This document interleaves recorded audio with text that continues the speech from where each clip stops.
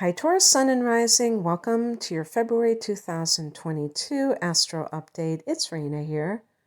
So, February is typically good for career matters because you have multiple planets in Aquarius that are transiting that 10th house of career in Aquarius for you. And this is going to vary from year to year exactly when those dates are, because the personal planets like Venus and Mars, they tend to be close to the sun, but during retrograde periods they can kind of stray a little bit further, especially Mars. Mars is the one. And in this particular month we have let's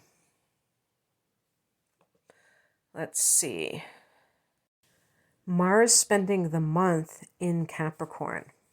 And it's funny because I haven't really been talking about Mars with some of the other signs because Mars did not go into a new sign.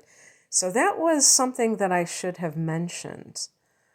And so I'm going to talk about it with you. So for Taurus, Mars is the 9th house. It's a fellow Earth sign. So it's very supportive, being in a fellow Earth sign and forming a trine to your sun or your ascendant. It's very supportive for matters of you getting things done, okay?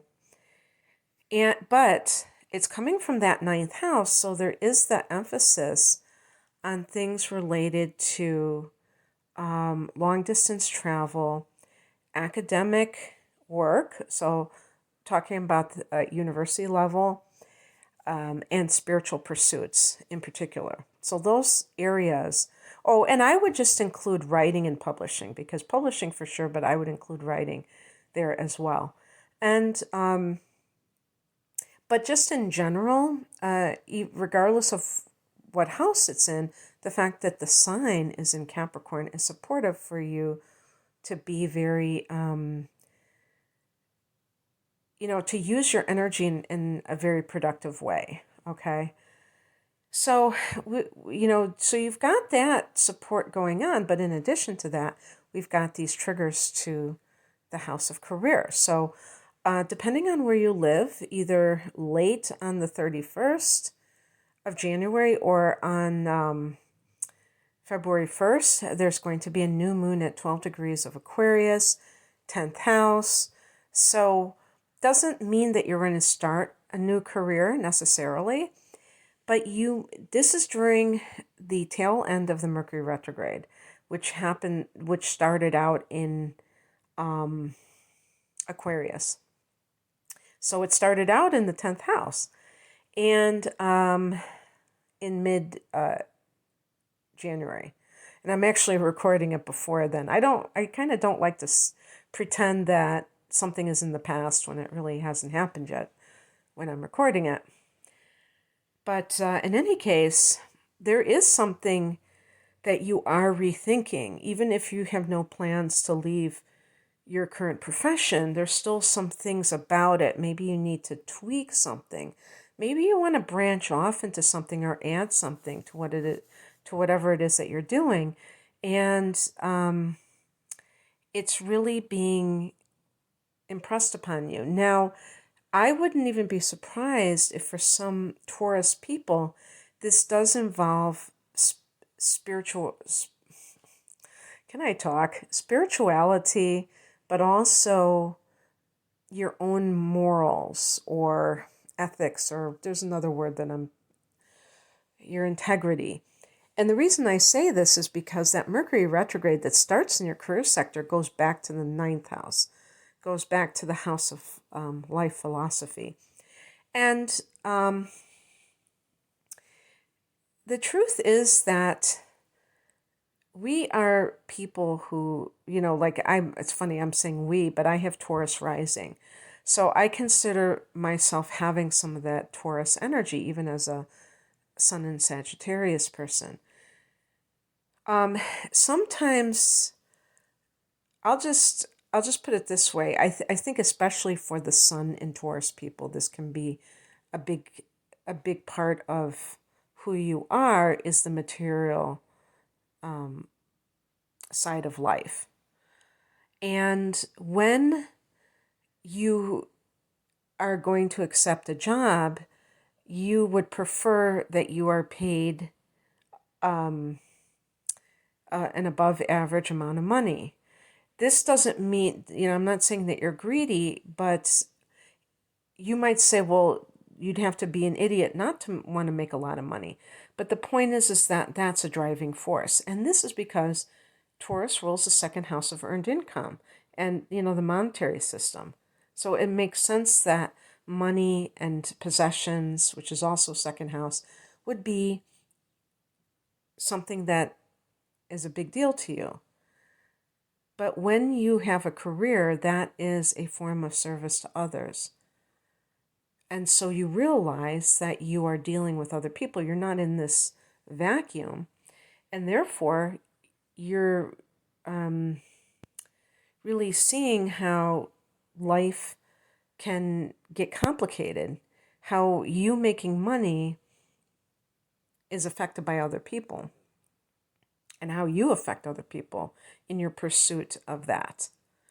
And so there might have been something that came up for you that was a moral dilemma about, am I going to do this in order to make money, and things like that.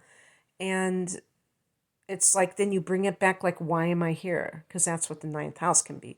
Philosophy, being philosophical about life and things like that. Why am I here? What is the meaning of life? What is the purpose of life? And getting clear on that makes it easier for you to move forward with perhaps a very important decision. I don't know. Because on the 3rd, Mercury stations direct at 24 degrees of Capricorn. And this is significant as well. I don't think I've talked about this much with other signs, because at the time when this is occurring, Pluto is at 27 degrees of Capricorn. So Pluto is within a few degrees of Mercury. And so there's a conjunction there. And what that means is that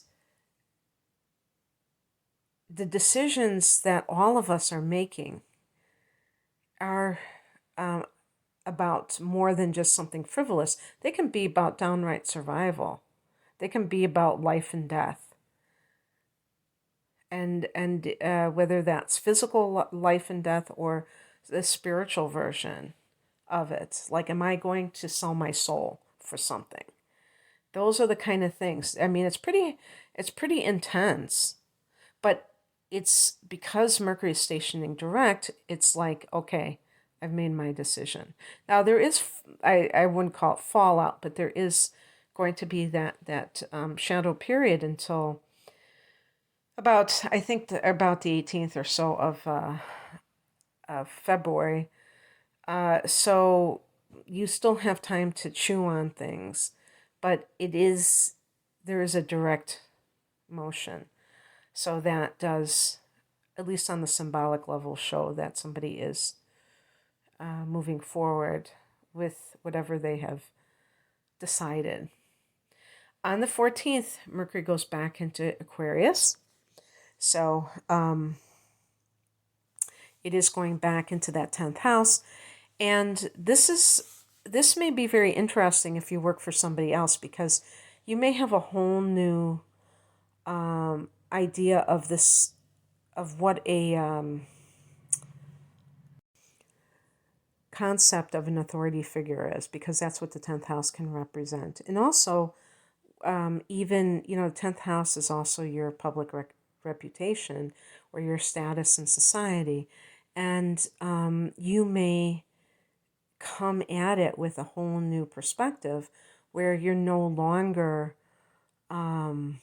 worried about what other people think of you, on a more mass scale level, and that includes the type of work that you're doing. If you find that you have to change jobs for whatever reason, and maybe you feel like status-wise it's a step down, or monetarily it's a step down, you still are willing to do it because there's a higher purpose to it. And you may be talking to people in these positions. Maybe it's a negotiation, I don't know. But yeah, so it comes back in there, and comes back into that 10th house. On the 16th, we have a full moon at 28 degrees of Leo. So now we're talking about the opposite house. We're talking about the 4th house of home and family, 28 degrees, one of the last degrees of Leo. So something home-wise is wrapping up. It could be also with mother, some journey that you've been on with her can come to its end, or come to some final understanding. If there's been kind of like an impasse or something, you might end that impasse. For some people, it could be the exact opposite, that you realize that you have to cut things off, like you've been on again, off again. It depends. But you might be selling a home. That's a possibility. There might be some home situations coming into play here. And then on the 18th, the sun goes into Pisces.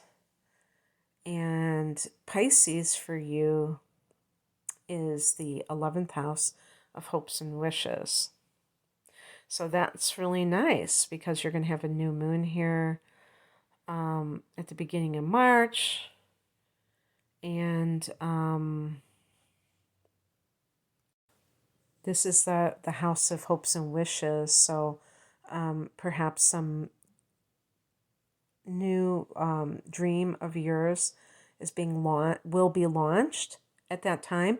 But the sun here, you could be like popular. Perhaps people are trying to get a hold of you, your friends, people that you belong to that have some kind of a group connection, maybe a spiritual connection, because Neptune has been transiting through this house for about a decade now, I would say. Another thing too is that Venus is going to be in Capricorn all month. And so that's the 9th house too.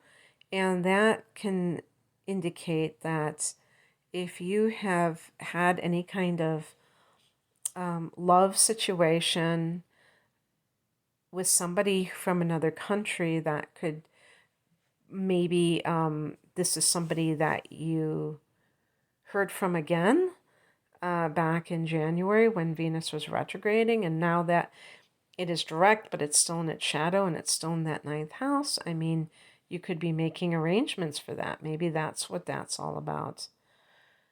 And that's your ruler, Venus, so that is very important in your chart. Okay, Taurus, that's what I have for you. I hope that this resonated. If you would like a private reading, I'm promoting my double readings that are 2 hours in length, deep dive readings, hour of transits, hour of chart analysis. You can find out more information about that reading and my other readings at the link below. Take care. Bye.